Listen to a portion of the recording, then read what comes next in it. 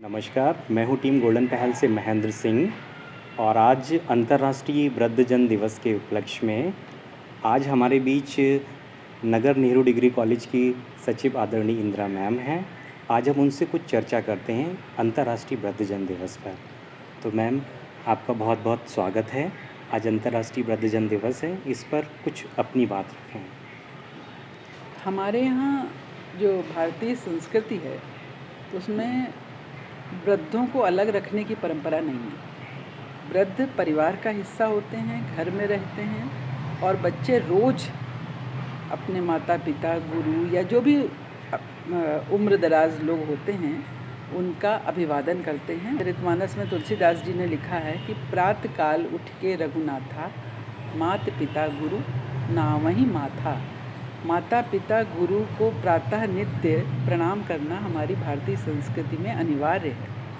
तो हमारे यहाँ कोई एक वृद्धजन दिवस नहीं है, हमारा तो रोज़ वृद्धजन दिवस है। संस्कृत का भी एक श्लोक याद आ गया, अभिवादनशीलस्य नित्यम वृद्धोपसेविनम। नित्य जो वृद्धों की सेवा करते हैं।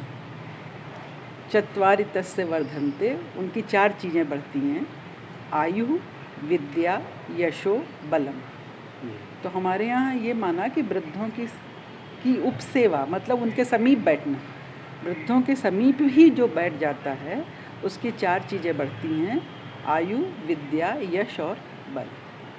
तो हम रोज़ वृद्धजन दिवस मनाते हैं, लेकिन फिर भी अच्छी बात है कि आज एक दिन इस बात के लिए इंगित किया गया और लोगों ने वृद्धों की महत्ता को समझा।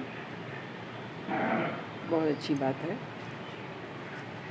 वृद्धावस्था में वृद्धजनों का ख्याल रखना उस परिवार की तो जिम्मेदारी है ही। मैम से हम जानना चाहते हैं कि समाज की उसमें कितनी सहभागिता होनी चाहिए, कितनी भागीदारी होनी चाहिए कि अगर कोई वृद्धजन अकेलापन महसूस करता है। बहुत अच्छी बात है, समाज को भी इस दिशा में सोचना चाहिए। अगर कोई वृद्ध अकेला रहता है तो निश्चित रूप से उसके आस पड़ोस की ये जिम्मेदारी बनती है। बम्बई की खबर थी कि एक वृद्ध महिला कंकाल रूप में मिली। तो ये बहुत बड़ी एक विडंबना है हमारे समाज की कि अड़ोस पड़ोस रहने वालों ने ये सोचा ही नहीं कि इतने दिन हो गए दरवाज़ा नहीं खुला, कोई महिला अकेली रहती है, वो नहीं निकली। तो इतनी संवेदनहीनता नहीं होनी चाहिए। जो लोग आस पड़ोस में रहते हैं उनको निश्चित रूप से ये ध्यान रखना चाहिए कि इस घर में वृद्ध दंपति रहते हैं तो उस परिवार की थोड़ी सी चिंता रखनी चाहिए समाज में। और वृद्धों को भी चाहिए कि अपने को अकेला ना कर लें। अब कोई ऐसे इकट्ठे होकर बैठने की, मिलने जुलने की जगह बनाएं जहाँ पर कि सब मिलें, बैठें एक साथ। क्यों कर लेते हैं अपने को कैद वृद्ध लोग। बिल्कुल।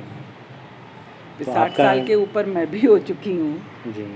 पर मुझे तो नहीं लगता कि घर में कैद हो जाना चाहिए। या अभी 70 की भी हो जाएं, 75 की हो जाएं। देखिए क्यों हम ऐसे वृद्ध बन जाएं कि हम अपने घर में कैद हो जाएं।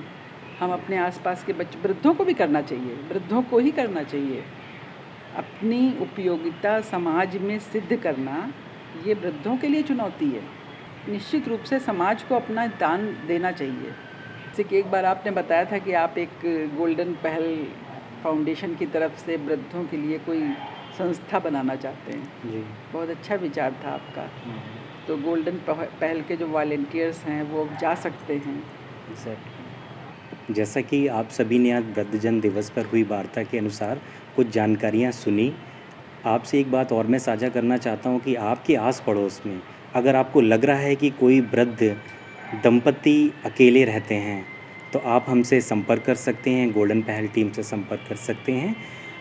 आपकी भी जिम्मेदारी बनती है कि जितना आपसे हो सके उतना करिए, नहीं तो टीम गोल्डन पहल से संपर्क करिए।